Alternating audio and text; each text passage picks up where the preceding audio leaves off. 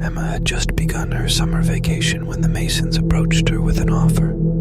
They needed someone to watch their mansion while they went on vacation, and being a college student in need of extra money, Emma couldn't refuse. On her first day, Mrs. Mason took her around the sprawling house, detailing all the instructions she needed to follow. "You can help yourself to anything in the kitchen," Mrs. Mason had said with a smile. "But do avoid the backyard after dark. There are wild animals about." Emma nodded in understanding and spent the first evening comfortably. She roamed the halls, played some music on their old piano, and even binge-watched some shows on their luxurious living room couch. One night, thirsty after watching a particularly intense episode, Emma went to the kitchen to grab a drink. As she filled a glass with water, her gaze was drawn to the backyard. The large rolling field was bathed in soft moonlight, a picturesque scene visible through the glass doors. As she was about to turn away, something caught her attention. Two red floating eyes in the distance.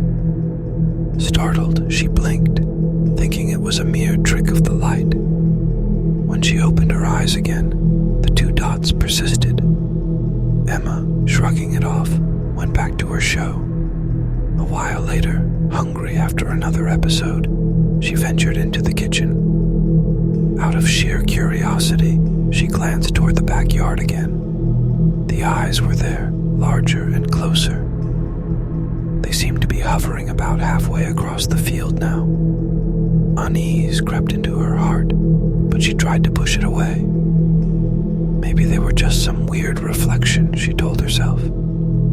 She decided to change her focus and picked a lighthearted comedy to divert her thoughts. But an hour later, the nagging fear became too much to ignore. She hesitated, then made her way to the kitchen door.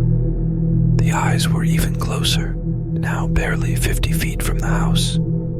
Panicking, she called the Masons, explaining what she had seen. They reassured her. "You're just getting jitters being alone in such a big house. Don't worry, it's probably just an animal or a trick of the light." Trying to calm herself, she took a deep breath. But when she looked again, the eyes were even nearer, appearing only 15 feet away. Her second call to the Masons went unanswered. Terrified, Emma peered from the safety of the living room, but the backyard seemed empty. She then tiptoed to the back door. The red eyes stared back, filling almost the entire glass door. They seemed to be right on the porch. The next morning, the Masons returned to a scene of chaos.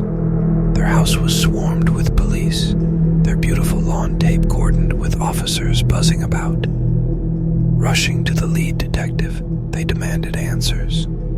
"I'm afraid your house sitter was found dead in the living room," the detective informed them. Tears filled Mrs. Mason's eyes. "She called us. She mentioned seeing eyes in the backyard. We thought it was just her imagination." The detective sighed. The eyes she saw were not from the outside. They were a reflection of a killer behind her. Each time she looked, he was moving closer to strike. And unfortunately, he did. The Masons looked on in horror, realizing the gruesome truth of that night, and the price Emma paid for their dismissal of her fears.